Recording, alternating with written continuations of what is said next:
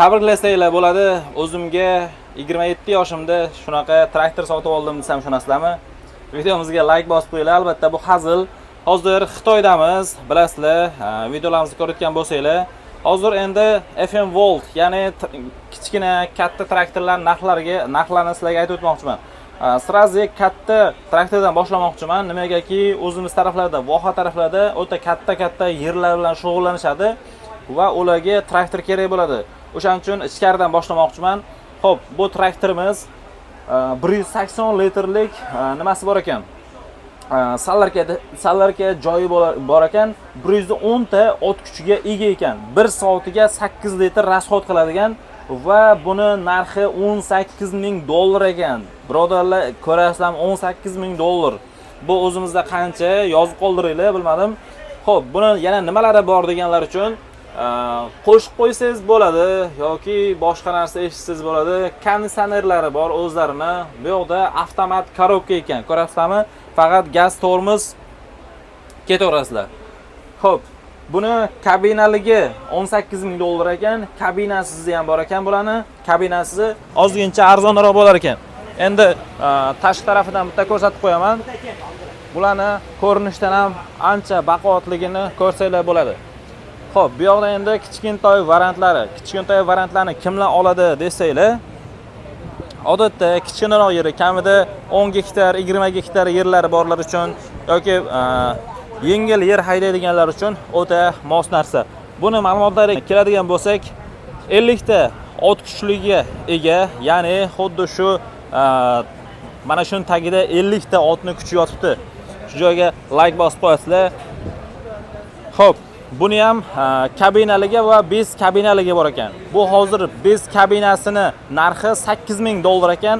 Kabinali bo'lsa $1,500, ya'ni $9,500 ga chiqar ekan. Xo'p, bularni garantiyasini ham gaplashdik. Bemalol O'zbekistonda ham bularni filiallari bor ekan. Qashqadaryoda ham, Surxondaryoda ham 13 ta joyida, ya'ni.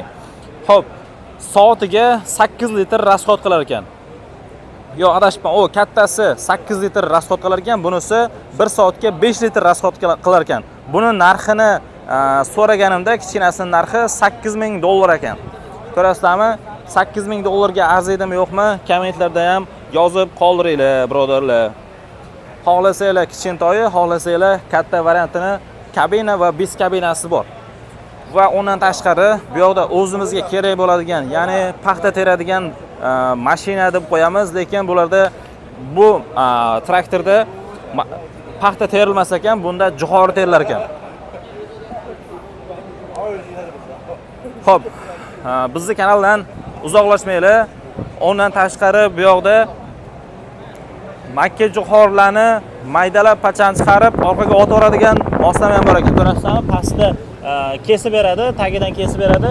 Bu yoqdan jo'xori kelganda jo'xorini tortib olib ketadi, orqaga haydab beradi. Xuddi shu joydan tepaga ketadi, tepada otib beradi. Va tepasida jo'xori ham bu yoqda silos deb qo'yadimi? Silosi ham xuddi shu tilishkaga tushib, bemalol uyingizga olib ketsangiz bo'ladi. Endi orqa taraflarini ko'rsatib qo'yaman. Bemalol kamida 3 tonna, 4 tonnagacha maydalangan nima desam ekan, makka jo'xori poyalarini chiqarsa bo'ladi. Ha, bu to'lgandan keyin bu pastga tushar ekan, ya'ni pastga tushgandan keyin olsa bo'lar ekan.